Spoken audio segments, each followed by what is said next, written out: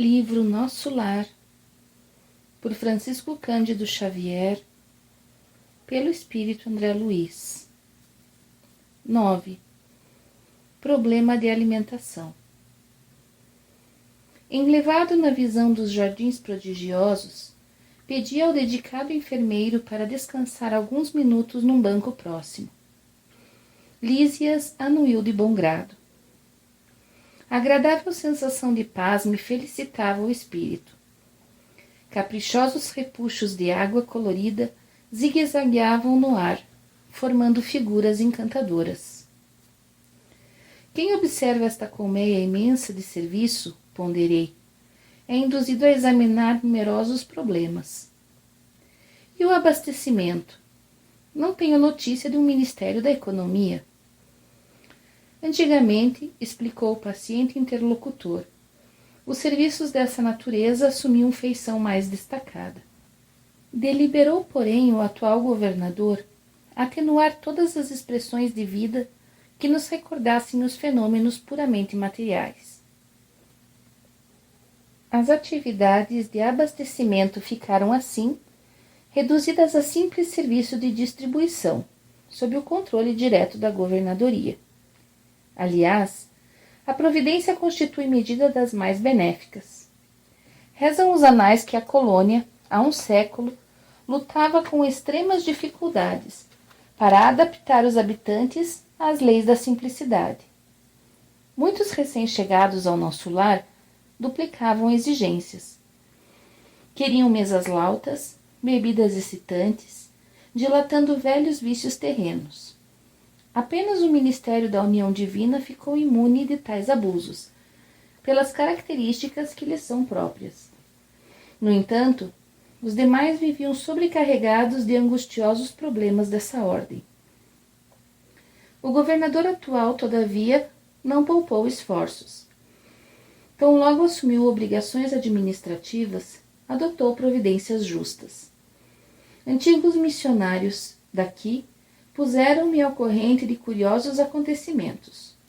Disseram-me que, a pedido da governadoria, vieram 200 instrutores de uma esfera muito elevada, a fim de espalharem novos conhecimentos relativos à ciência da respiração e da absorção de princípios vitais da atmosfera. Realizaram-se assembleias numerosas. Alguns colaboradores técnicos de nosso lar manifestavam-se contrários, alegando que é a cidade de transição, e não seria justo nem possível desambientar imediatamente os homens desencarnados, mediante exigências desse teor, sem grave período para suas organizações espirituais. O governador, contudo, não desanimou.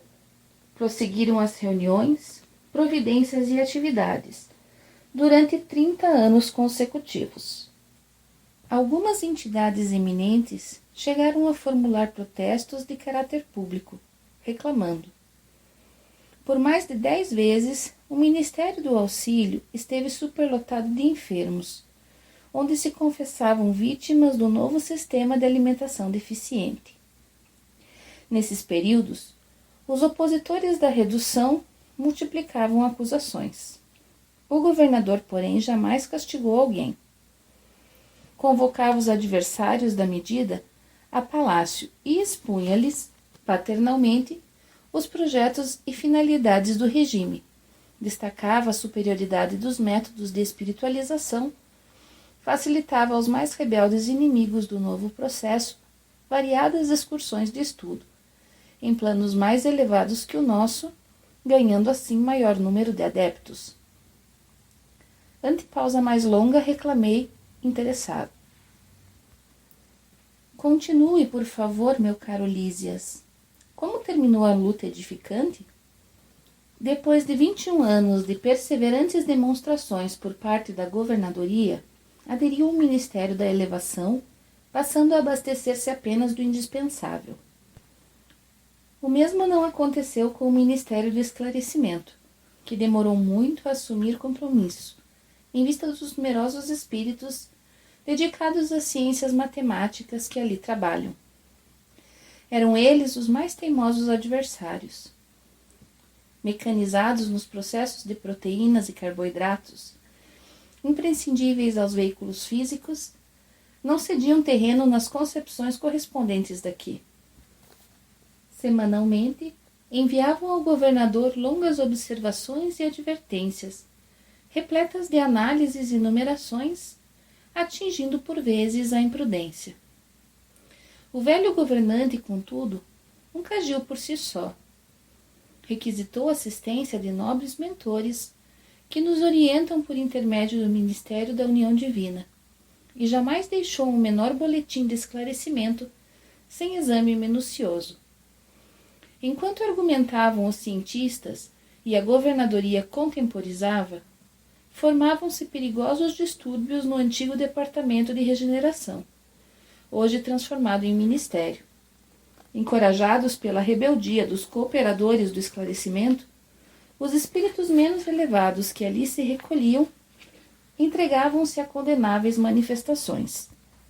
Tudo isso provocou enormes cisões nos órgãos coletivos de nosso lar, dando ensejo a perigoso assalto das multidões obscuras do umbral, que tentaram invadir a cidade, aproveitando brechas nos serviços de regeneração, em que grande número de colaboradores entretinha certo intercâmbio clandestino em virtude dos vícios de alimentação. Dado o alarme, o governador não se perturbou. Terríveis ameaças pairavam sobre todos. Ele, porém, solicitou audiência ao Ministério da União Divina e, depois de ouvir o nosso mais alto conselho, mandou fechar provisoriamente o Ministério da Comunicação.